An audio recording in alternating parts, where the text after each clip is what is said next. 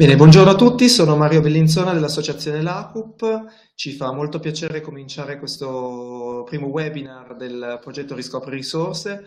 Abbiamo come ospite per il nostro webinar Shane Waring, che è un architetto che lavora per il Comune di Dublino.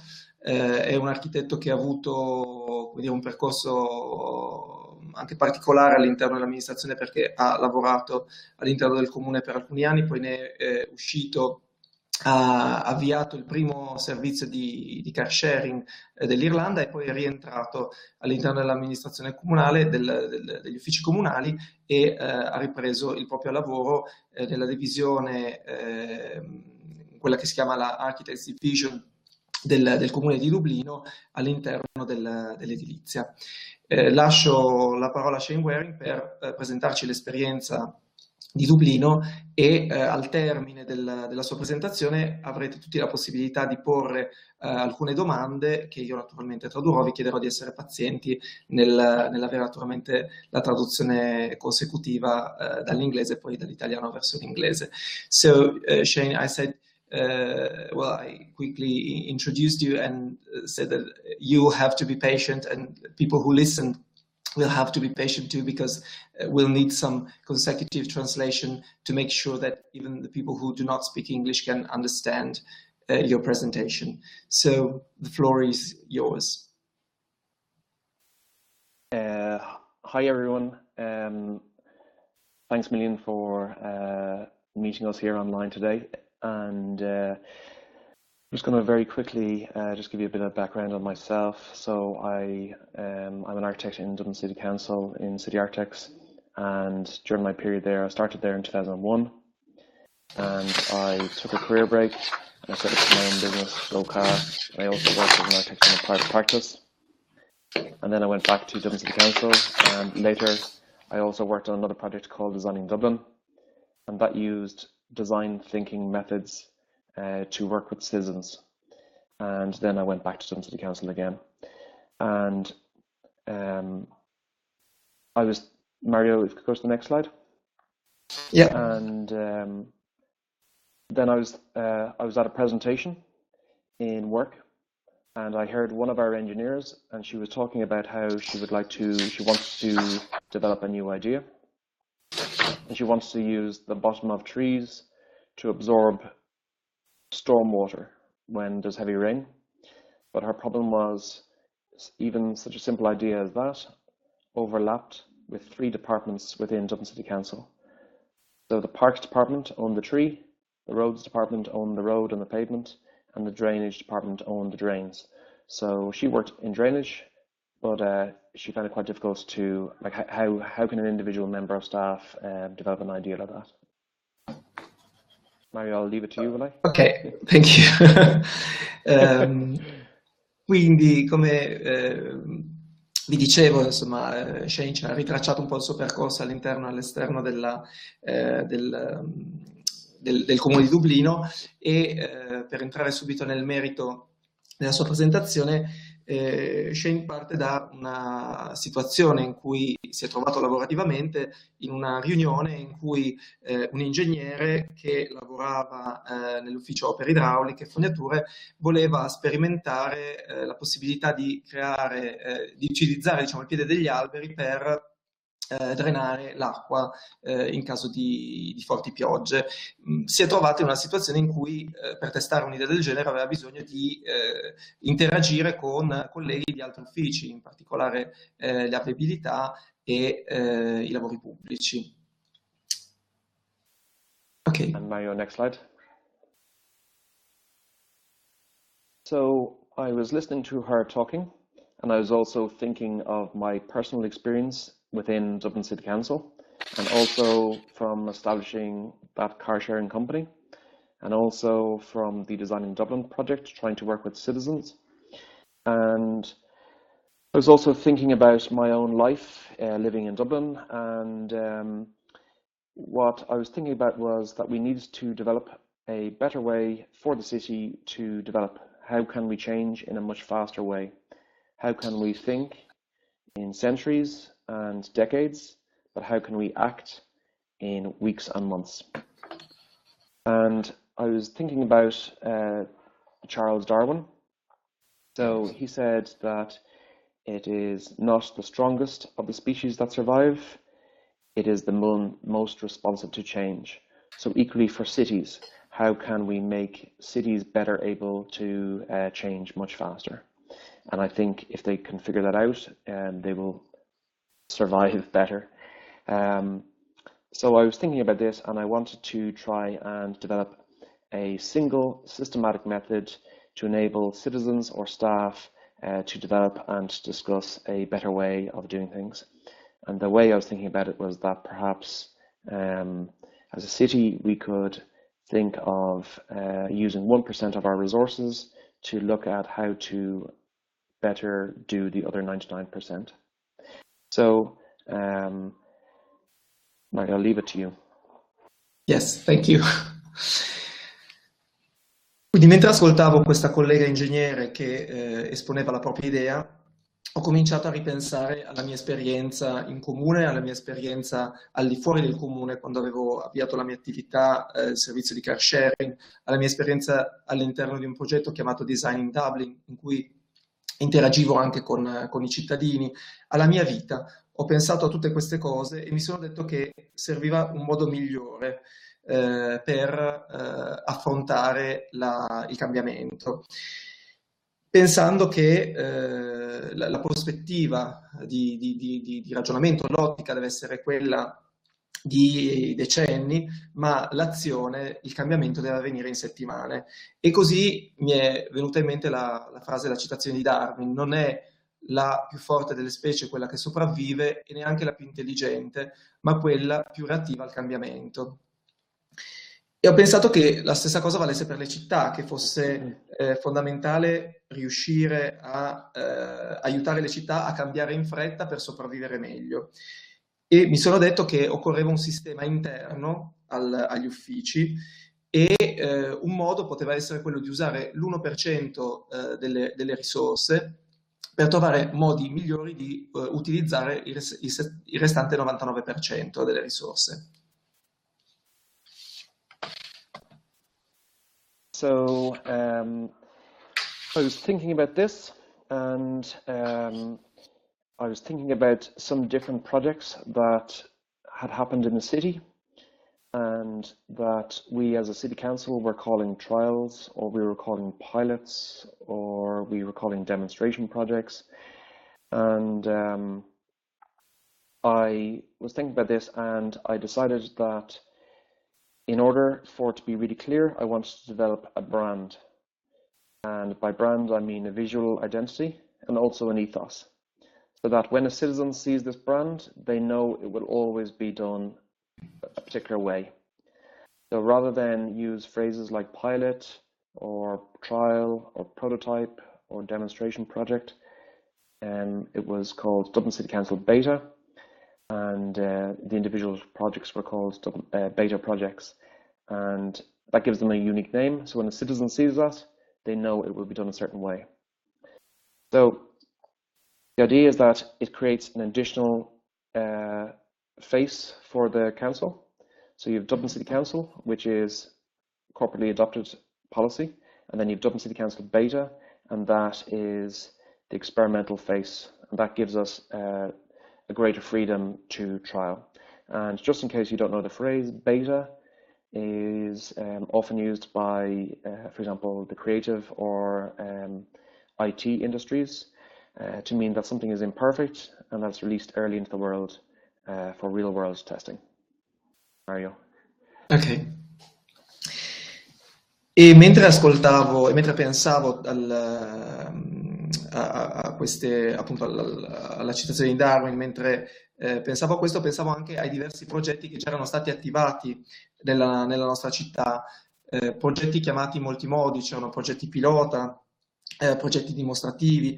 Ho deciso che per essere veramente chiari occorreva trovare una sorta di marchio, come un'identità riconoscibile che identificasse i diversi progetti e una filosofia di fondo, in modo che i cittadini, vedendo il marchio collegato a un determinato progetto, a un determinato intervento, capissero subito che quell'intervento si faceva in un certo modo e che quello era il modo che aveva un determinato processo, una determinata filosofia di fondo. Questo è stato poi assunto dall'amministrazione, quindi è diventato un marchio anche istituzionalizzato e ci ha anche dato una maggiore libertà di sperimentazione. Il marchio, l'identità che abbiamo scelto è stata BETA.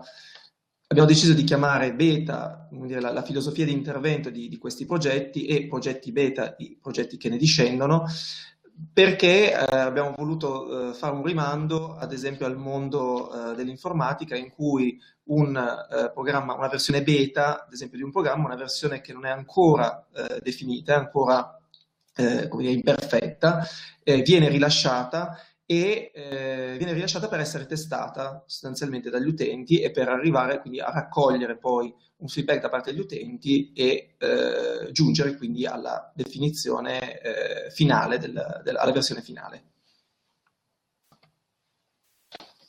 And I just want to explain this a little bit because I might use the different expressions, so it just might be useful for you to understand it. So there's Dublin City Council BETA, and that's the innovation ecosystem. So Dublin City Council BETA uses beta projects to trial issues that the council is seeking to understand before implementation. So if you imagine it like an iceberg, the ecosystem is the bit below the water, and that enables the projects to happen. And a beta project is the bit that a citizen will see. So the beta projects have 5 characteristics that you can see on the right-hand side of the screen, and I'll explain them a little bit more in a minute. And then the ecosystem has 6 characteristics, and they are down the bottom. So, for example, permission. I found permission, I discussed it with management, etc., and I gained permission to develop this idea. Equally, the second one is funding. It is useful to have a small amount of money just ready to be used, that you don't have to ask all the time for €500, for €200, for €5,000. Often they're quite small amounts of money, but if you have to ask for that all the time, it makes it much slower. Equally, if you think of the example that I gave at the start with the engineer, her idea overlapped with 3 departments with the tree. So she needed herself and 2 people from 2 other departments of the council. So that is the third characteristic, which is people. So often to develop ideas, it is useful if you have a group, if you have found a group of people who are interested in new ideas, who are willing to experiment, and as you are going along, you are finding those people, and then it makes the process much faster because you know you can go to them much quicker next time. Then the process itself is what is called a beta project, and then there's some other characteristics as well. So, for example, a place, which is maybe a website or also a physical space, and also partners. So, for example, in your case, maybe you're linking with different partners. And Mario, maybe just go to the next slide. Okay, or I will maybe just translate that first. Translate, yes. Thank you. Right. Quindi mentre proviamo a come dire, immaginare il sistema come un iceberg. Pensate ad un iceberg. La parte sotto, quella che noi non vediamo, quella che si chiama DCC BETA, è quella che permette al progetto di svilupparsi, mentre la punta dell'iceberg è ciò che i cittadini vedono. Quindi nella parte sotto vediamo quali sono i vari punti. Il primo, innanzitutto, è l'autorizzazione. Io ho dovuto naturalmente avere un'autorizzazione da parte della dirigenza a procedere verso questa strada di sperimentazione. La seconda sono i fondi, e quando parlo di fondi non intendo necessariamente grandi somme, l'importante è avere anche le piccole somme a disposizione per poter cominciare a sperimentare, e la cosa importante è non continuare a chiedere, cioè avere un fondo di partenza. La terza cosa sono le persone. Come ricorderete nell'episodio che raccontavo all'inizio, nella riunione l'ingegnere che voleva sperimentare la propria idea aveva bisogno di interagire con altri due uffici. E questo significa che sono indispensabili le persone per poter portare avanti le idee, e è importante riuscire a creare un gruppo di persone che abbia voglia di sperimentare, in modo che la volta successiva in cui ci sarà bisogno nuovamente di fare un intervento che prevede l'interazione tra più soggetti, questi saranno, come dire, più disposti a interagire in modo più veloce. Naturalmente, punto 5, un luogo fisico, perché gli interventi avvengono naturalmente in spazi pubblici della città, e servono dei partner, come anche nel caso del progetto Riscopri Risorse. So, beta projects themselves, the physical trial that citizens will see on a street, follow these 5 characteristics. So, some of my presentation here today will focus on my work within Dublin City Council. The reason that I think is important is if citizens or if organizations could already do these projects, they would. So the reason that the Dublin City Council is involved is because obviously they must overlap with us in some way. We are some way involved, and that is why citizens can't do it. So for that reason, I think it's important to also focus on in my case, the local council. What did we need to make something happen?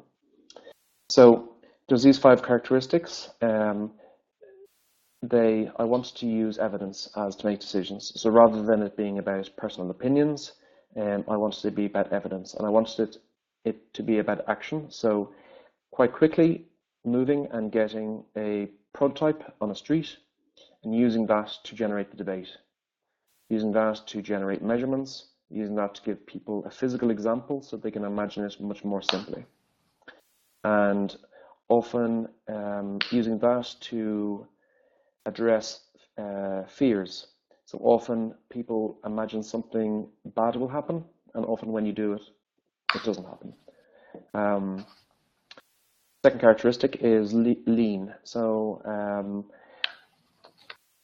we normally, in Dublin City Council, we will normally think quite big. We will think permanent. So how can you design something so that it is lean? How do you do something quite quick and that it is only big enough to test what you need to learn? And equally, to enable you to move faster, to enable you to get permissions much faster, to enable people not to be so scared, etc. But also to encourage citizens to give you feedback, because they know this is, you're not trying to be clever and implement something. This genuinely is a trial. So think about from the start, how can you make your prototype reversible, but also flexible, so that as you receive feedback from people within maybe the council or citizens or organizations, can you then change perhaps and learn something new? Equally, think a little bit about just sustainability. Sustainability, of course, is environmental, but it's also economic. How can something sustain? What is the maintenance of it, etc. Just think about those things a little bit. And the last item is scalable or transferable. When you are doing something, if you make yourself a little bit, think about how can you take what you learn and apply that in other locations also. The reason I say transferable is that rather than being a copy, it might be just a little bit different. Mario, I'll let you translate. Yes. Per quanto riguarda le sperimentazioni fisiche, quindi gli interventi fisici nello spazio, queste sono le 5 caratteristiche che all'interno della filosofia beta gli interventi, i progetti devono avere. Innanzitutto vorrei chiarire perché il comune debba essere presente. Potrebbe trattarsi anche di progetti gestiti autonomamente dai cittadini, ma ci siamo interessati a tutti quei progetti che i cittadini in realtà non possono fare da soli in autonomia, nei quali invece il comune ha una parte, ed è per questo che abbiamo attivato questa sperimentazione. La prima caratteristica degli interventi è che devono essere basati su dati e su azione, quindi un percorso che noi chiamiamo di ricerca-azione, nel quale è importante per il comune dare un esempio concreto, fisico, che aiuti i cittadini a immaginare il cambiamento e a generare un dibattito intorno a questo cambiamento, anche per affrontare spesso quelle che sono le paure che nascono in relazione non solo al cambiamento, ma al fatto che questo potrebbe produrre qualche cosa di negativo, che poi invece spesso non accade. Il secondo punto è legato al fatto che noi come comune siamo abituati solitamente a pensare ad azioni, interventi di grande portata, siamo abituati a pensare in grande, e qui invece vogliamo testare delle proposte, delle soluzioni che siano grandi quel tanto che basta per riuscire a testare la nostra idea. Il terzo aspetto è il fatto che stiamo parlando di una vera sperimentazione, nel senso che poi alla fine non è che resta, se è una sperimentazione dura per il periodo che deve durare, e poi al termine della sperimentazione, una volta raccolte i dati relativi a come è andata quella sperimentazione, si può fare la valutazione e anche cambiare l'idea da cui si era partiti, verificando che magari un'altra idea potrebbe funzionare meglio. Quarto punto, deve essere sostenibile, l'intervento deve essere sostenibile ma anche dal punto di vista economico, pensiamo in particolare alla manutenzione. E quinto aspetto, devono essere interventi che possono anche essere ampliati, quindi diffusi su più larga scala, su più ampia scala, e anche trasferibili. Preferisco usare il termine trasferibile piuttosto che replicabile, perché non necessariamente devono essere una copia quando vengono riproposti e trasferiti in altri contesti.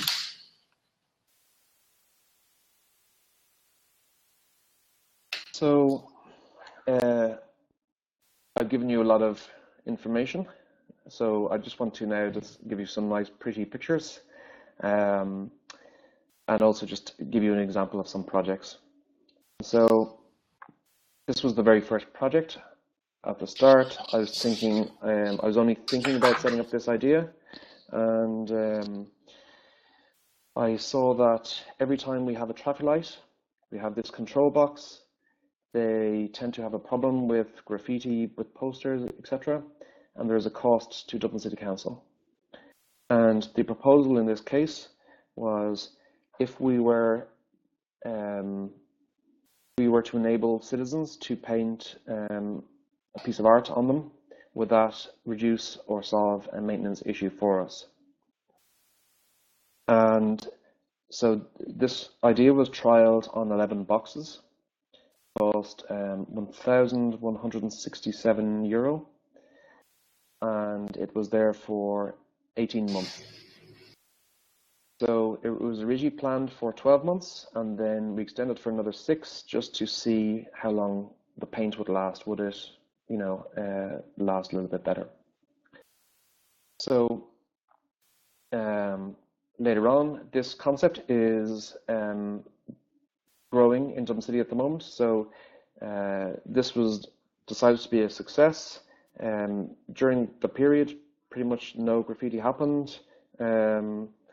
The different areas of Dublin City Council all loved it. So the City Council loved it, the citizens loved it because they had a piece of art on the street. They loved the diversity of all the different types. So this concept now is expanding across Dublin.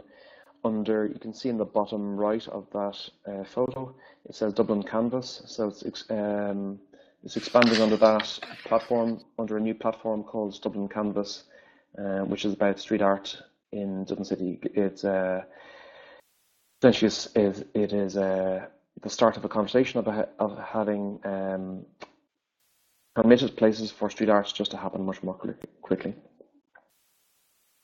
Mario, I'll let you explain. Yes. Adesso vi mostrerò alcune immagini di alcuni interventi emblematici. Il primo progetto con cui mi sono confrontato è stato quello che vedete nelle immagini davanti a voi.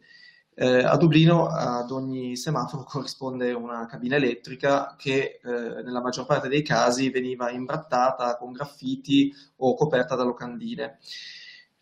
Ci siamo chiesti cosa sarebbe successo se avessimo permesso ai cittadini di dipingere le cabine elettriche e così abbiamo fatto il primo progetto beta. Sono state ridipinte dai cittadini 11 cabine per un costo di 167 euro complessivi e il progetto è rimasto diciamo, in vita per 18 mesi, anche se era stato pensato inizialmente per 12, ma si è poi deciso di lasciare che gli interventi artistici fatti dai cittadini restassero per altri 6 mesi per vedere quanto ancora avrebbe tenuto e come il colore.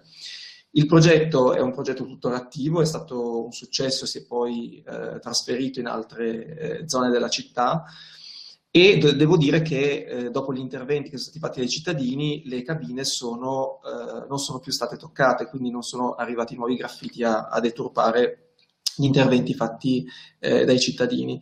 Il progetto è molto amato non soltanto dall'amministrazione ma dalla cittadinanza in generale, grande diversità dei temi e delle soluzioni pensate sulle diverse cabine che si incontrano per strada.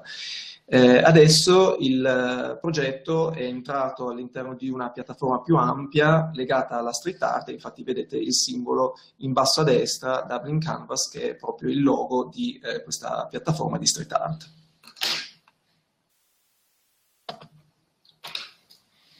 Here's another project. So in the bottom left, that is the engineer that I heard speaking at the start, and that he helped inspire me with this idea. But in Dublin, we have lots of terraced houses. The older houses just take the rainwater and it just goes across the pavement and then it goes onto the roadway. So it makes, first of all, it just puts water on the pavement. So often if you're walking and it's raining, you've wet feet. Also then when that hits the road, it collects oil, it becomes dirty. It is more complex for us to clean it. Depending on where that is in Dublin City, perhaps we have to pump it 3 times to the processing place. We then pay to process the water, etc., etc. Also with global warming, we will more and more have a problem with heavy rainfall. So we need to start to find ways to attenuate or to reduce local flooding. So this proposal that you can see on the right is small planter box with a small box with plants, and the idea is that the water goes into that box. It attenuates the water for a while, and that reduces local flooding. In the bottom left, you can see one of the residents talking to us about it and telling us what she thought of it. So this was trialed on 2 locations and 3 boxes in each location, so 6 boxes, and it cost, I think, about €1,500. So, for example, one of the items that the residents pointed out to us in one of the locations where the houses were 2-story, the other location the houses were 1-story. They said that they heard noise at night from the rain. When the rain was in it, it was making noise. So they put sponges up the rainwater pipe to try and reduce the noise. So for example, that's the benefit of trialing something. Imagine if we had done 10,000 of these boxes in the city and we were having a problem. That would be a big problem. At the moment now, we know this is something we just need to change a little bit and solve it before we make it bigger. So the aim for this project is to do a second trial, taking two streets that are identical in the same area, parallel. One street will get lots of these boxes, the other street will get none, and we will measure the amount of water that it absorbs, and that will enable us to put a financial value on the solution. I'll leave it to you. Ok, I'm taking notes. In questa immagine la persona che vedete nella foto in basso a sinistra è proprio l'ingegnere che lavora nell'ufficio per idraulica di cui vi parlavo all'inizio, ed è la persona che come dire, mi ha ispirato nel pensare a tutto questo progetto.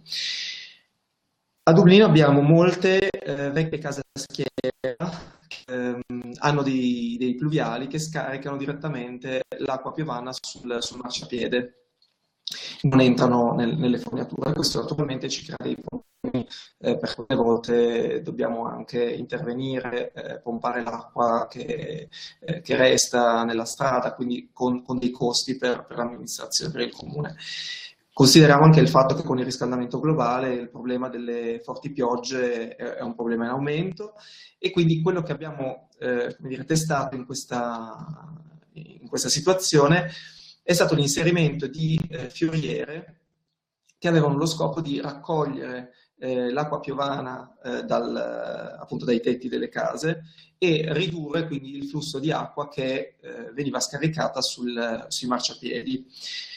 Abbiamo testato l'inserimento di 6 fioriere in 3 punti diversi, con una spesa complessiva di 1.500 euro, ma come ritorno, diciamo come feedback da parte degli abitanti, in una dei luoghi dove la casa interessata era una casa di 2 piani rispetto alle altre che erano case ad un solo piano, gli abitanti residenti si lamentavano di sentire il rumore dell'acqua durante la notte quando pioveva, e così hanno deciso loro stessi di come dire, ovviare a questo problema del rumore dell'acqua che scendeva dal piovale dentro alle fioriere, inserendo una spugna nello scarico del pluviale. Una soluzione molto semplice, che tuttavia avrebbe pesato economicamente se, anziché fare il test con solo 6 fioriere, ne avessimo comprate subito 10.000 da diffondere in tutta la città. Adesso, da questa prima esperienza, abbiamo deciso di fare un secondo test e di prendere 2 strade identiche, 2 strade parallele, con case simili, stesso tipo di edilizia, e in una strada inserire le fioriere ad ogni pluviale, nell'altra non inserirne nemmeno una, e poi verificare nel tempo e calcolare quanta acqua viene effettivamente assorbita e qual è il vantaggio anche dal punto di vista economico per il comune nel fare un intervento di questo tipo e valutare se estenderlo. Mario, what do you think? Do you want me to move faster? Are we okay time-wise? You've talked for about 35 minutes now, so consider we still have 25. If we consider 10 minutes to have 15 minutes questions. Okay. I'll talk a little bit faster then about some of the projects, and then we can discuss more about some things like signage, etc. So then, just to quickly give another example of a project, if you live in the right-hand side photo, if you live in one of those little small houses, and equally we are trying to encourage people to cycle, where do you put your bike? So this idea was looking at, would it be possible to use bike boxes on the street, and residents could get a key and they would put their bicycle in it. So this trial was just tried at one location, one hangar, for €5,000.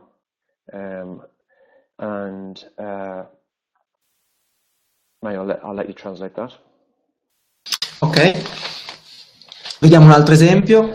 Se vivete in una di quelle case basse che vedete sulla destra, nella foto di destra, e volete usare la bicicletta, e noi come comune come dire, facciamo una politica a favore, incentiviamo gli spostamenti in bicicletta, vi chiederete dove posso metterla la mia bicicletta, e allora si è deciso di provare ad inserire un bike box, quindi un ricovero chiuso per le biciclette, in una strada. È stato fatto il test solo su una strada, è stato acquistato quindi un bike box per il costo di 1.000 euro.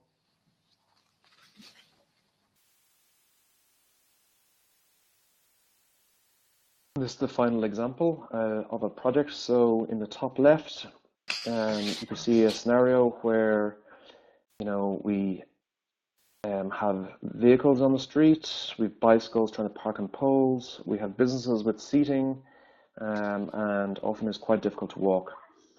So we enable businesses to license the pavement and for their customers to sit out there. So this concept was that in certain circumstances, would it be useful for us to enable businesses to license a parking space if the pavement was quite narrow? And this concept originated in San Francisco, and there's two different types. One is that it is almost like that's directly linked with the business, and that it is almost like not private property, but it's almost like private seating by that business. And the other concept, the other model so that's in Chicago. In San Francisco, it is considered public space. So for example, the business is not allowed to use the same furniture that they have, etc. But it's normally linked with a nearby business just to keep an eye on it a little bit. This concept is like a parklet. So again, in the bottom left, you can see the initial trial that cost €370. It was there for 2 weeks, and a student in a nearby university helped to make it.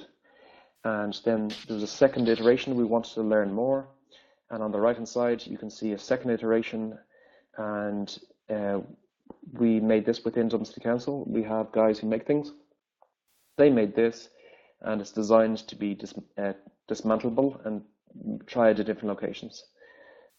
So on the right, it was there for 3 months, and that has now been trialed at 3 different locations, I think, at the moment.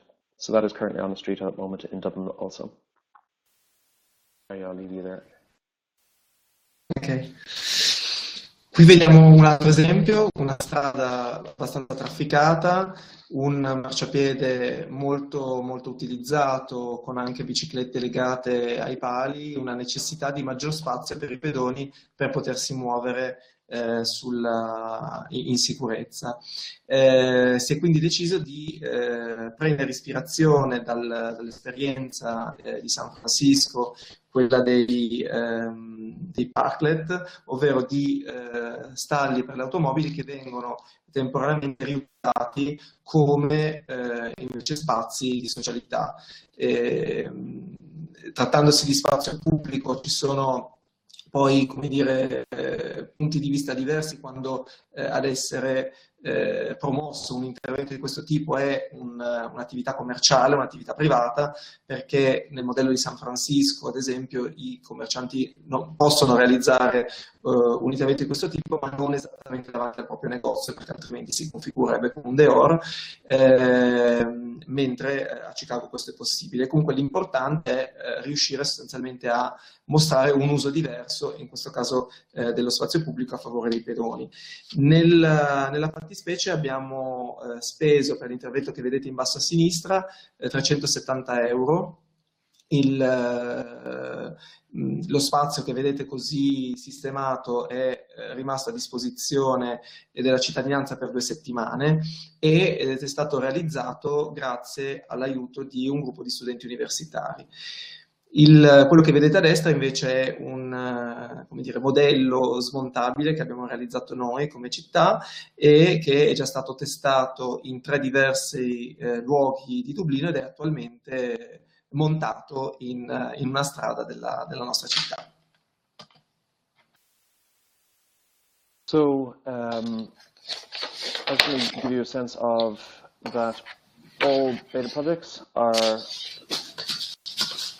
simplicity, I'll say all beta projects are fully reversed at the end. So, here's an example. There was the box, that was the problem beforehand. The second photo is the trial of 11 boxes. After 18 months, it was repainted grey to signify the end of the trial, and within 2 months, again, the problem reappeared. I've emailed Mario. There's eight reasons why projects are removed, so maybe Mario can send that on to you afterwards. But I think it's actually quite important when you're developing a new policy to remove it, and those 8 reasons will explain why. Yes.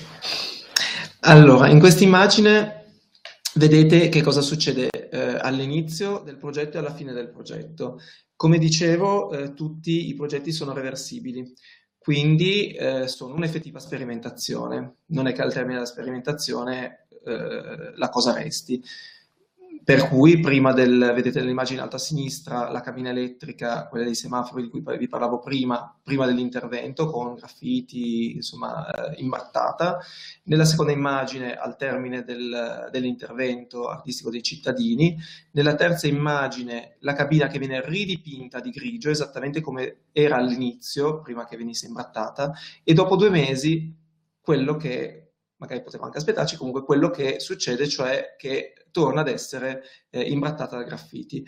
Ci sono 8 motivi per cui noi riteniamo importante che gli interventi, essendo interventi temporanei, riportino la situazione allo stato iniziale. E ho inviato all'ACUP questo elenco, e noi naturalmente lo tradurremo e ve lo manderemo. So trials were happening, and one of the things that I realized was that as a city council, we measure things long term. So we measure that Dublin is the 21st most livable city in the world, or something like that. So these things are measured over years and decades. But if you were doing a trial and it's only there for 1 month, what do you measure? You know, how do you show that it was a good idea? So I pulled people together from different departments of Dublin City Council, and we were trying to come up with a series of metrics that we could use, whether the trial was perhaps a website or something physical, whether it was a bike hanger, a bike box, or a piece of art. So on the top right, you can see the 14 metrics that we came up with. They are still evolving. For example, sometimes I use combine them together. For example, area perception. Sometimes you have to combine them into 1 rather than 3, etc. So these are still evolving as we use them. But I think what's important to point out is that on the left-hand side in blue is that they are metrics that tend to be more important to the organisation of Dublin City Council, and on the right in the white, they are more important perhaps to citizens. And I think you need something working in both sides, and that helps. You remember that the item of sustainability, that helps something sustain. There's something of interest in it for everyone.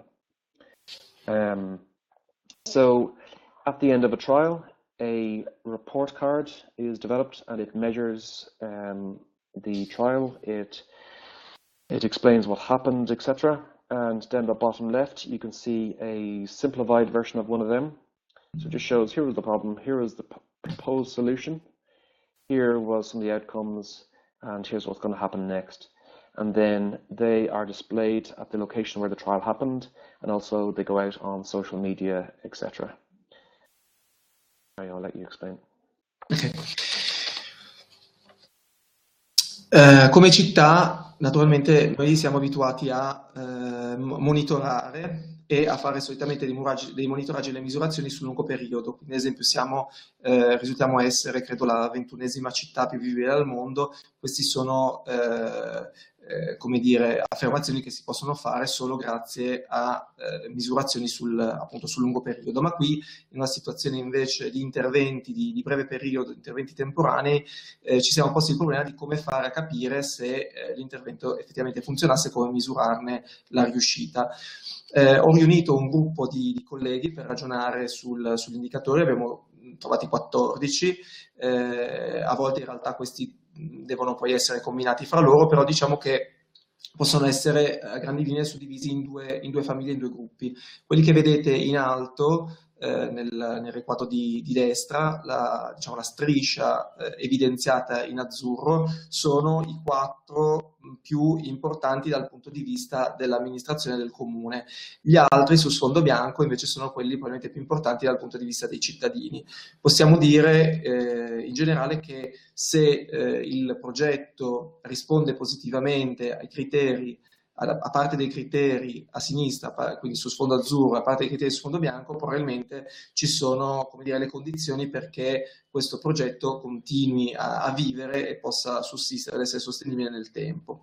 Al termine di ogni progetto beta viene realizzato un report che viene poi sintetizzato sotto forma di scheda, posizionata nel punto in cui è stato fatto l'intervento. Quindi vedete in basso a destra la cabina elettrica con la scheda affissa, nella quale viene sostanzialmente viene raccontato per punti qual era il problema iniziale, qual è stata la soluzione proposta, come è andata la sperimentazione e che cosa si farà in futuro. Also, just to say that all those report cards are available on the website, Marion, if people want to see them also after. So, Okay. So I just want to explain this a little bit. This arrived from when I was talking to other staff within the council. Often I found it could be quite difficult to discuss an idea because you weren't sure whether you were discussing something local specific or whether you were discussing a citywide issue. So I find it useful and to split the debate in 2 different stages. So at the start, all you are discussing, is this idea a good idea at all? Are bike boxes a good idea at all in a city? So you're not discussing maybe how you will fund it. You're not discussing what staff will run this. You're not discussing maybe legalities, etc. You're discussing them maybe a little bit, but they are not the focus of your trial. The trial is just getting a general sense of, in principle, as a city, do we think this is a good idea? And that could include little things like, actually, we find that, no, they actually block our drains and they cause problems, or different things of that. If you find it, in principle, this seems to be a good idea, the second stage, you then start to discuss, okay, this seems to be a good idea. How can we make it happen? Where can we get the money? Who is going to manage this? All the business model or the rollout model. And then I'm suggesting that there's a third stage. So if you imagine from a citizen point of view, maybe they didn't see the original trial, or equally something might be a good idea in general in a city, but it might not be a good idea for their street. So the last stage is kind of a final feedback stage for when a concept is expanding across the city. When it first happens in a particular location, you just ask people, very, very local people, just for their final input.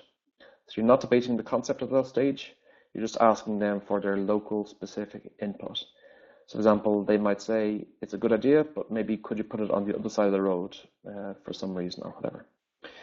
So the signage that you saw on the different trials reflects those colors.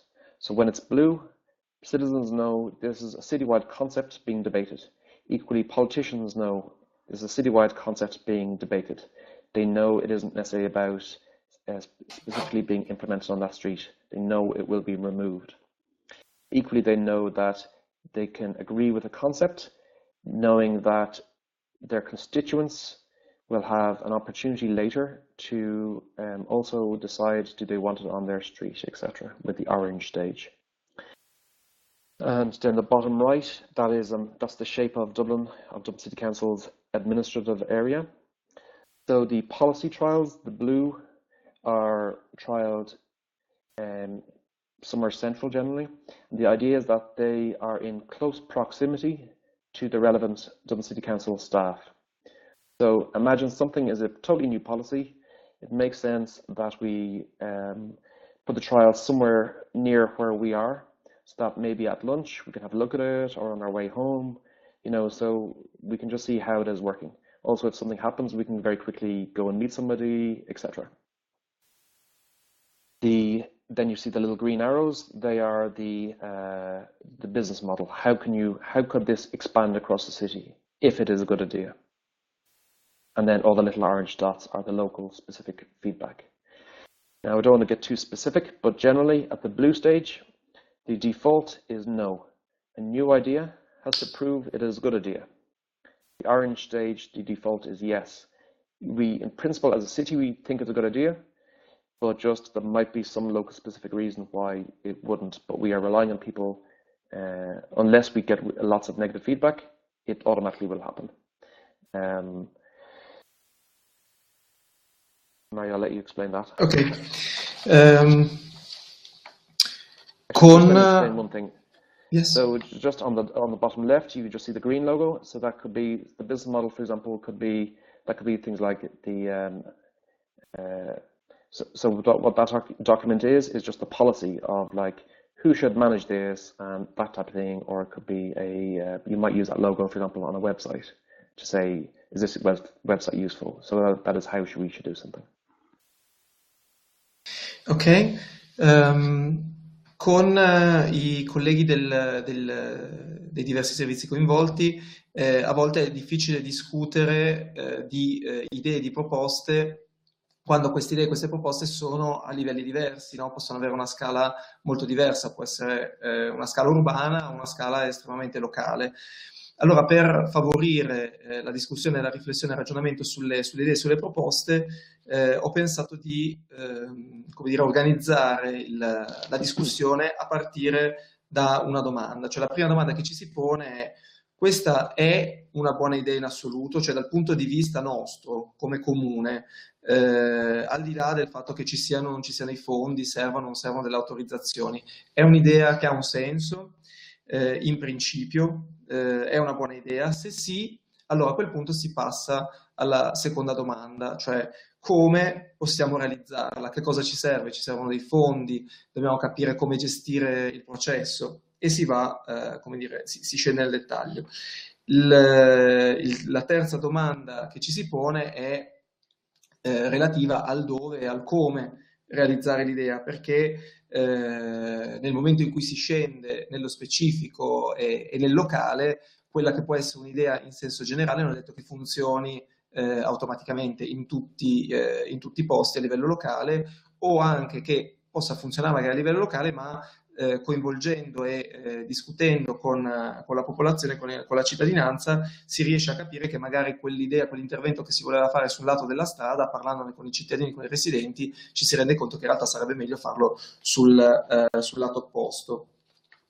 Anche i colori, come vedete, corrispondono alle domande, quindi identificano lo stadio al quale è il progetto. Se è azzurro è ancora in uno stadio di discussione, quindi i cittadini sanno che se vedono un intervento che ha il marchio BETA azzurro, non è come dire, un intervento, è ancora all'inizio del percorso, quindi c'è ancora tutto il tempo di discuterne e solitamente, se voi guardate nella cartina in basso a destra del territorio della città di Dublino, vedete che rispetto al centro e a dove sono gli uffici del comune, solitamente i colori azzurri tendono ad essere abbastanza in prossimità. Questo perché la scelta è quella di consentire a noi degli uffici di effettuare un monitoraggio quasi quotidiano, per cui in pausa pranzo uno può uscire, fare due passi e intanto vedere come stanno andando gli interventi che si stanno testando. E nel caso invece un cittadino veda il colore verde, capisce che è già stato fatto un passo successivo, quindi si sta arrivando a una modellizzazione del tipo di intervento, e nel terzo caso, nel caso arancione, invece sono quegli interventi che hanno raccolto un feedback, quindi un ritorno da parte dei cittadini e dei residenti. So these are some aspects that are still currently developing. They're not really established yet. So at the top right, I am trying to put together maybe standardized I'm trying to just codify a little bit of some of this thinking to help people develop their ideas. So there's just different checklists and so on. Then the bottom right is what is called a Kanban table, and that is a Japanese phrase. It was developed by, it's a system developed by that Toyota used. But it essentially is it's just like a table, and you limit the amount of rows. And the idea is that you can only start a new project when a project can only move to the next column when there is space.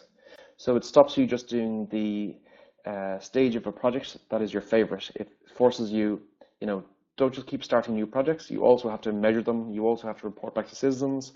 So that is that Kanban table is a series of steps that all the projects will go through.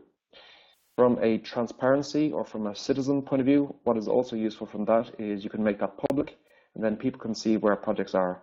It could have a hyperlink, and so people can see what is that project, and it can link them to it, etc. That is still a work in progress.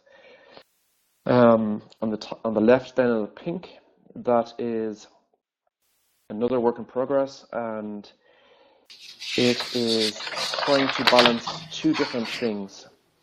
On one hand, you can have lots of small projects, but then people will often say, but what about this big problem in the city? Equally, if you only are exploring the big problems in the city, people will say, but this is only a small project, why can't I just do this on this one street?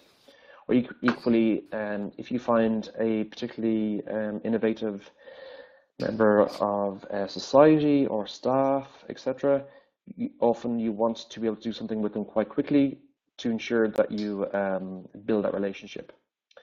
The idea of this table on the left is that perhaps every 3 months or something, this could be updated, and it's always public so that people can see what you're working on. In the middle, the city challenges, they are the big issues within a city. That could be improving cycling in the whole city, or could be maybe housing, or a big challenge, a big problem. So they are normally what is called a wicked problem, a very complex problem. And then the bottom, then, so in the middle, they will tend to be there maybe for 2, 3, 4 years. The bottom, they will change much more quickly. They are more like the projects that you saw so far. They maybe are there for 3 months or 6 months or 1 month, much faster. And then up the top row is this idea is still developing. So it makes sense that you're able to say to people, look, a lot of our resources actually are figuring out ways to actually develop this concept, this platform itself. How can we communicate better with you, citizens, etc. So I just thought I would tell you a little bit about that in case it's useful to you also. Ok. Gli aspetti che vedete in questa slide sono aspetti su cui stiamo ancora lavorando, che stiamo sviluppando. Ci interessa, codificare il tipo di ragionamento che si sta facendo sulla base delle sperimentazioni. Quella che vedete a destra in basso è una tabella, una tavola utilizzata anche dalla Toyota, è uno strumento che si usa in Giappone, e il numero di colonne a disposizione è un numero limitato. Per passare alla colonna successiva, quindi allo step successivo, bisogna che una colonna si liberi, quindi sostanzialmente bisogna aver fatto, come dire, lo step seguente, il passo seguente, avere i dati per poter dire effettivamente questo passaggio è possibile. Diventa anche uno strumento naturalmente di comunicazione all'esterno per far capire a che stadio è il progetto. Un altro strumento su cui stiamo lavorando è una piattaforma di comunicazione con i cittadini che sostanzialmente venga aggiornata ogni 3 mesi, in modo che tutti vedano lo stato di avanzamento delle diverse proposte, dei diversi interventi. Diciamo che le righe che vedete in successione si riferiscono a tematiche e a problemi scusate, la prima riga DCC BETA naturalmente è come dire, è tutto la filosofia di intervento e l'ambito nel quale ci stiamo muovendo. Nella riga successiva vediamo quali sono le sfide, o meglio le tematiche, le criticità, i problemi che devono essere affrontati, e solitamente si tratta di problemi anche di una certa entità, no? Ad esempio può essere il tema della casa, dell'abitazione. Questi vengono a loro volta come dire, suddivisi e declinati in problemi e soluzioni con una tempistica diversa. Quindi nella riga sotto magari trovate declinazioni del problema generale con possibilità di soluzione su un arco temporale magari di 3-4 anni, scendendo fino all'ultima, che sono quegli interventi che possono avere invece una durata di 1 o 3 mesi, che corrispondono un po' agli esempi che avete visto fino adesso. Quello che ci interessa è capire come sviluppare ulteriormente una piattaforma di comunicazione che come dire, mantenga un rapporto costante, un'interazione con i cittadini. I'm almost finished now, so I just want to talk a little bit about ethos. So I think it's important to think big, start small, and move fast. So think in centuries, think in decades. But how can you start small? What can you do? Try and think in 2 weeks. What could you do in 2 weeks' time? What could you start then? You know, so to make you move much faster. And I think this is a quote I saw before, and I think it's quite useful. You should have a bias towards action. Done well today is better than perfect next week. Ok, due parole sulla filosofia di fondo, quindi di DCC BETA. A mio avviso è importante avere una come dire, proiezione temporale di lungo respiro, quindi pensare pure con una visione che vada per centinaia di anni, per decenni perlomeno, ma poi anche riuscire a cominciare dal piccolo, e quindi a far sì che le cose si muovano più velocemente, il cambiamento avvenga più velocemente. Un'altra citazione che voglio condividere con voi è questa: voi avete un pregiudizio nei confronti dell'azione, ma meglio una cosa fatta bene oggi che una cosa perfetta la prossima settimana. And this is the final slide. So I find this a very useful process when you are looking at a problem. So I say you should assume people are inherently good, that they will do the right thing if the system is designed correctly. So think about that. What could we, Dublin City Council, do to make it easier for people to do the right thing? The reason I'm mentioning this is often when there's a problem, our first instinct is to say, let's get the police to watch for people and find them, or let's use cameras to watch people, or, you know, our immediate instinct is always to blame the person and to try and use a stick. I'm suggesting actually you should start the opposite end. The town municipality, in your case, should first look at itself, should first say, can it change the system? If it assumes that the citizens of that city are good, and graffiti is happening, or people are parking wrong, or something, is it able to change the system a little bit first? That will actually make it easier for citizens to do the right thing. Only after that has been looked at first should you then look at carrots. Can you incentivize people a little bit to do what you need them to do? So after step one, if you design the system really well and it's almost working but not quite, you then introduce carrots. Only then, so now you have a system that works really well, you have carrots, and there's still 1% or something not doing it right. Now introduce stick. Now start to find people, now start to involve police, etc., whatever. One of the reasons one of the reasons I believe in this is that, first of all, if you want people to work with you, it makes sense that you're not saying that they are the problem. You know, you understand that actually most of us actually want to recycle. The problem is we have nowhere to put a bin. We all understand that we would like to maybe drive less, but maybe you know, it's quite difficult to cycle in your city or something. So they are examples of the system being the problem. The other reason that I think it's important is that carrot and stick require more resources. You know, if you have fines or if you require police, that is, they require a lot of resources all the time to work. But if you actually design the system to work itself, it's much more sustainable. It's much more resilient, to go back to those earlier criteria. And I think it will be a better solution in the long term.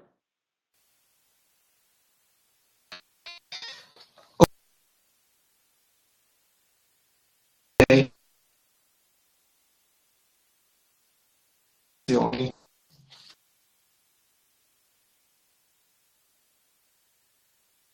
Quando si affronta un problema, come dire, il primo istinto è quello di accusare le persone e quindi usare sostanzialmente il bastone.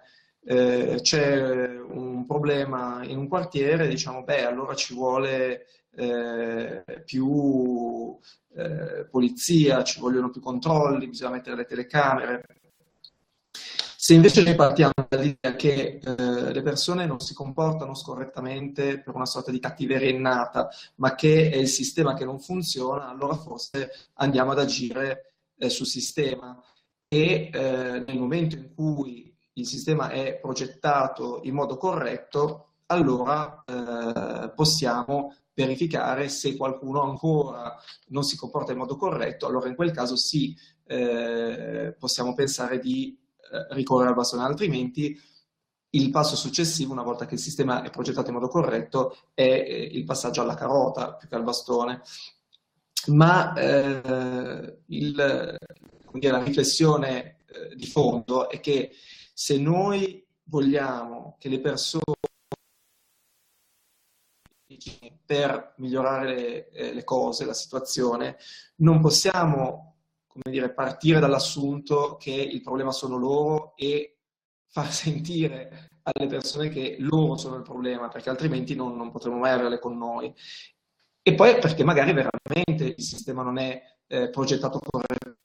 Magari noi stiamo chiedendo alle persone di andare più in bicicletta, ma di fatto non ci sono le condizioni per farlo realmente in sicurezza. Quindi è fondamentale innanzitutto creare le condizioni e non partire con, come dire, un assunto e un pregiudizio negativo nei confronti delle persone. Il bastone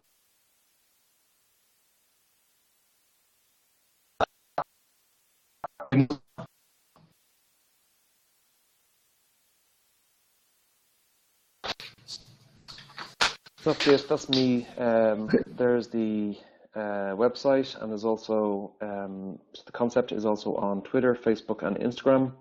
And there's my email address if you want to email me with any questions, etc. as well. So that website the new website is still being developed, so it kind of links to the old website, etc. But so just be forgiving with it. Allora Shane ci lascia i suoi contatti, chiunque fosse interessato ad avere approfondimenti può scrivere direttamente a lui o altrimenti se avete bisogno di tradurre in inglese naturalmente potete mandarlo all'ACUP che si farà carico di inoltrare le domande ulteriori a quelle che ci saranno poi adesso in questa seconda parte del webinar. Ci sono anche i riferimenti Twitter, Facebook e Instagram e in ultimo, anche se primo nella lista, il sito del progetto. Questo è un sito nuovo che è ancora in fase di sviluppo, quindi per certi, su alcune cose rimanda, diciamo, al vecchio sito, quindi Shane chiede di come dire, non essere troppo nel giudizio nel visitare il sito che si sta costruendo. Io a questo punto aprirei il webinar alle domande dei partecipanti, quindi vi chiederei di scrivere nella chat le domande che volete porre a Shane Waring. Mentre cominciate a pensare e a scrivere le prime domande, io comincio a porre quelle che ci sono arrivate da parte di chi sapeva di non poter partecipare oggi a questo webinar, e quindi parto con una domanda che si collega a quanto ci diceva proprio adesso Shane rispetto alla comunicazione, cioè quanto è importante la comunicazione a distanza e quanto invece quella in presenza per attivare nuovi interventi. So Shane, I was telling everyone that they can start writing questions in the chat, and at the same time as while people start thinking and writing what they like from you, we have received questions from people that could not attend the webinar, and so we shall start with those questions and see as we go on what new questions arise. So the first one is about communication, so somehow it's connected with what you were saying about the platform, and the question is how important is e-communication through a digital platform, through a website, and how much is the interpersonal interaction and direct communication with people necessary in order to deliver new projects or to manage the projects that are going on. Okay, from a citizen point of view, I think digital is extremely important. It's just so efficient, it's so transparent, it's so quick. People can look at things in their own time. I just think it's really, really important. And I think in terms of the tone used, it should be professional but informal. You know, we're all just people, but I think also be professional. But equally, there's certain. We are a city. We are a city council. So equally, it's important for us to try and work with as many people as possible. So, for example, people maybe who don't have a smartphone, or children, or older people, or I don't know, lots of different people. That's why it's also important, I think, sometimes to have a physical sign as well, or have the odd physical thing, but it tends to require more resources. The second part of that was about the personal touch. I think that's exceptionally important for getting the trial going itself, and working with different departments and working with different people. I think that's all about the interpersonal relationship. But I think in general, having a conversation as a city, that can be more digital. For example, sometimes what some of the trials did was, so for example, with the bike hanger, the bike box, at 3 different times, at lunchtime and evenings, we told citizens that we will be at the box at a certain time if they want to see it and open it and look at it and all that, and they can come along and physically meet us at those times. Ok. Allora, per i cittadini sicuramente la comunicazione digitale è importantissima.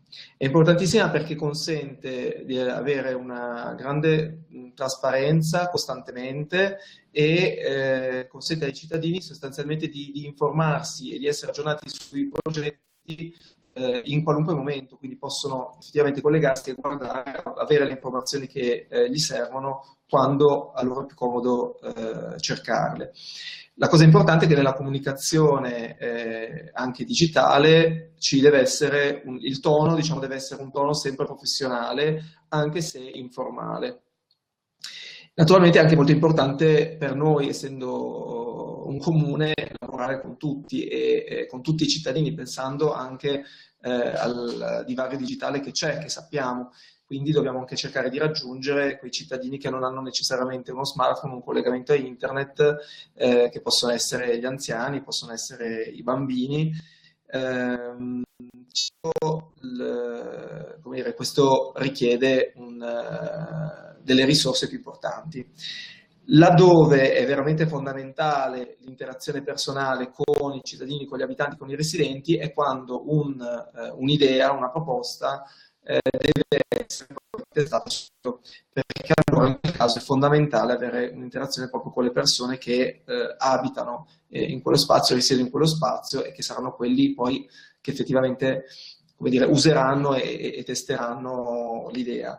In quel caso si possono pensare a diversi momenti di interazione, ad esempio quando abbiamo inserito il bike box nella strada che vi mostravo prima, abbiamo dato degli appuntamenti ai cittadini dicendo che ci saremmo davanti al bike box in alcuni giorni determinati orari per aprirlo, fare vedere a tutti come funzionava e così discutere con le persone dell'interesse di avere uno strumento del genere nella propria via. Ok, I think I'll go to the next question.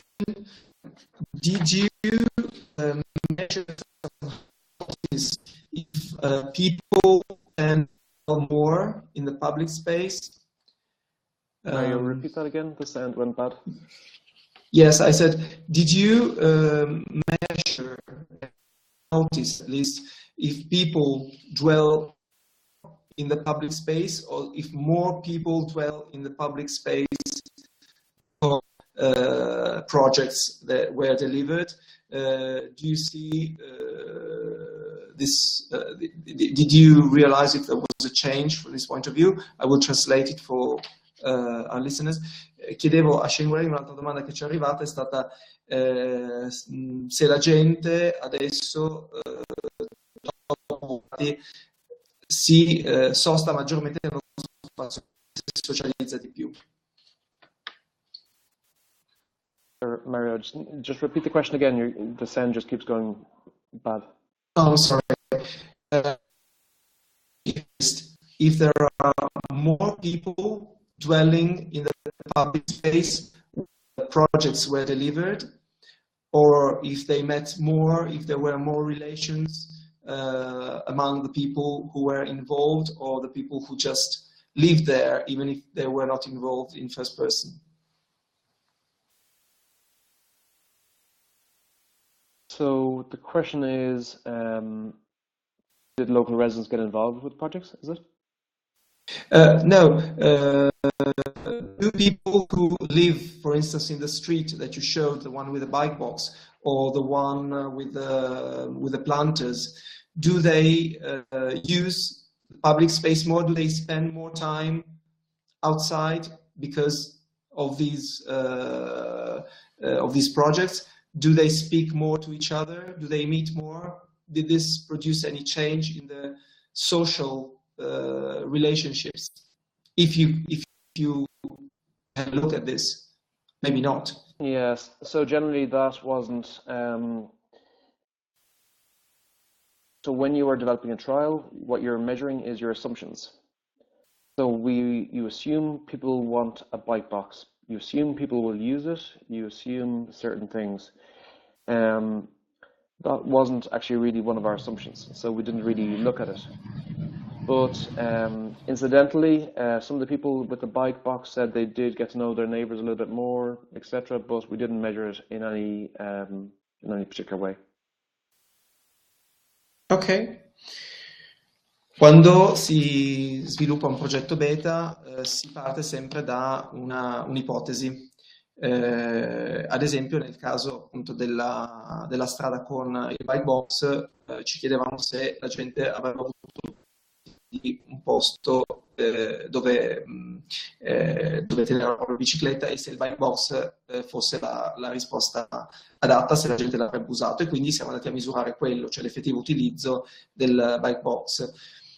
tra le nostre ipotesi non c'era quella di verificare se questo intervento avrebbe prodotto maggiore socialità nello spazio pubblico. Di fatto poi in quel caso effettivamente le persone poi si sono incontrate, quelle che avevano lì come dire, posizionato la propria bicicletta, si sono conosciute e quindi come dire, c'è stato un maggiore livello di socialità, però non era una delle ipotesi che volevamo verificare.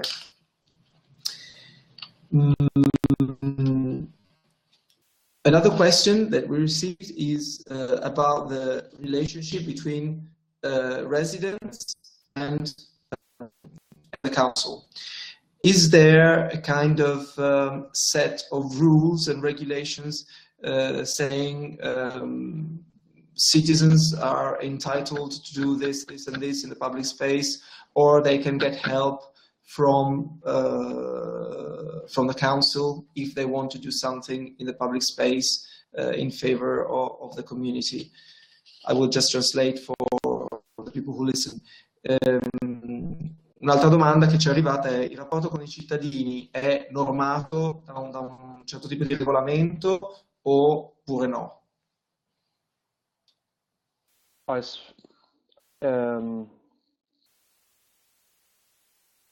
There are certain things like community grants for if neighbours want to have flowers, and there's different things like that. But there isn't necessarily any system for neighbours to change their street or things like that. So normally when that happens at the moment, it happens in an individual ad hoc way. So when it happens at the moment, it happens because there's an individual or a group that is very interested and very passionate, and maybe they spend a lot of effort and they make it happen.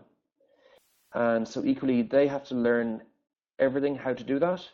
Equally, they have to make their proposals. The staff that receive this proposal have to think about it and decide about problems and insurance and how do we do this, etc. So it's that type of thing is one of the things that BETA wants to address. If that is something that happens all the time, how can we develop a system that enables that to happen much faster, much more simply? So if that was what you were aiming for, you would use one location, you would trial that, you ask feedback on both sides, from the staff, from the citizens, etc. You take your measurements, you find maybe it works okay but not great, and then you do a second trial, etc. So those initial trials would have blue signage. You are trying to develop a new policy, a new concept. And eventually, when you know roughly kind of how it works, you go through the stages. And now you have something that actually any street could use, and maybe 80 or 90% of the work has already been done for them. It has already been explored. We have already decided this is a good way of doing it. Maybe there's something in it that is useful for Dublin City Council as well, so the organisation wants it to happen. Equally, citizens maybe want it to happen, and that is why it happens. On those individual locations, then, as that idea expands across the city, they would trial it with orange signage, and then their neighbours know this is specifically about our street. We're looking for feedback specifically here. Does that make sense? Yes, yes, definitely. Shane ci stava spiegando che ci sono delle iniziative legate a singoli cittadini che, ad esempio, decidono di migliorare l'ambiente della propria strada e che attivano magari anche gruppi per la possibilità o l'autorizzazione. E ci sono anche degli aiuti anche economici da parte del comune per fare questo. Naturalmente la richiesta di un cittadino o di un gruppo attiva tutta una serie di procedure all'interno degli uffici che devono capire se servono autorizzazioni di che tipo, se c'è un problema assicurativo, eccetera, eccetera. Quello che sta cercando di fare BETA è di vedere se alcune di queste proposte ricorrono più spesso e a quel punto provare a usare la proposta come test in una zona della città per verificare esattamente se ha fatto il test, quindi con il bollino azzurro, la categorizzazione cromatica che vedevamo prima, arriva arancione per poter in qualche modo il lavoro organizzativo procedurale sia fatto e la strada successiva di fare lo stesso tipo di intervento già si sa come farlo. Quindi nel momento in cui si è testato, si è verificato che è una buona idea, che funziona, sapere come farlo e poi essere molto più snelli nella realizzazione. Mario, if I can also say on that, yes, that citizen who is proposing something for their street will have to argue three different things. They will be arguing, so maybe the local government will be saying, do we want to agree to this at all? Because maybe we will start a precedent, and what do we think of that, and so on. They will also be saying, well, okay, if there's a problem, like who should pay for this, and like what section within the local authority should manage this, etc. Equally, they will have a third debate with their neighbors saying, well, actually, is this right for our street? And, you know, I want to park my car, and all those really local specific things. So often, because you're fighting three different battles, it's often too difficult. And for that reason, things don't happen. So that is why I'm suggesting you should break the debate into three stages, and I think they follow a linear process. If you already have a policy established, you don't need to discuss that again. Maybe you just need to discuss the local things or etc. But that's why there's three stages. Ok. Un'altra cosa che le persone quando hanno appunto una propria idea, un'iniziativa loro per migliorare, magari dicevo un'iniziativa individuale singola per migliorare l'ambiente urbano, la propria strada ad esempio, si trovano a dover discutere in tre diverse situazioni. La prima innanzitutto con l'autorità di prossimità e quindi magari sentirsi rispondere, sì, questa come dire è quello che vorreste fare, però poi se lo facciamo questo poi crea un precedente, questo potrebbe essere un problema, se poi altri chiedono di fare la stessa cosa, come la gestiamo. Dall'altro quella del rapporto invece magari con l'autorità centrale, gli altri uffici che vengono coinvolti, e questi poi autorizzano o non autorizzano. L'altra è quella, diciamo, più interpersonale a livello di cittadini, cittadinanza, cioè la discussione magari con i vicini, che dicono, vabbè, però se voi mettete il verde e poi mi togliete il parcheggio, io dove metto la macchina? Allora, avere per il cittadino che positivamente vuole, come dire, promuovere un cambiamento nell'interesse poi di tutti, della collettività, avere tre battaglie da affrontare diventa troppo e quindi a quel punto finisce che non si fa nulla. Allora forse è meglio dividere, come vi suggerivo prima, il dibattito in tre fasi diverse per riuscire effettivamente a fare dei passi avanti concretamente. Okay, Shane, I think we have, it's now almost one and a half hours we're talking with you, which is very, very nice and very interesting. Maybe what we are going to do is to send you the other questions that we received so that you have time to answer them whenever you can and send them back to us, and we will translate them for everyone, and we also will get other questions from people who could not attend and who will watch the recording. So thanks again a lot for joining us in this webinar, and I hope it's just the beginning. Absolutely. Thanks everyone. Okay. Allora ringraziamo ancora Shane Waring, ringraziamo tutti e vi do a breve il link per poter riascoltare il webinar anche per chi oggi non ha potuto partecipare. Grazie a tutti e a presto. Ciao. Ciao.